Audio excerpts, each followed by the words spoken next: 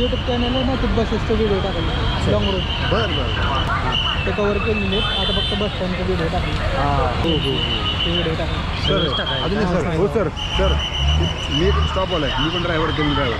जर पाठीमागचं शूट करून टाका डेपोच्या परिसरातलं आणि लातूर लातूर आहे हो ज्या आगाराच्या गाड्या आहेत ना, हो हो म्हणजे डिटेल दिलं का नाही, हो कुठलं रूट कुठं एंड होतं ते पण दाखवलं.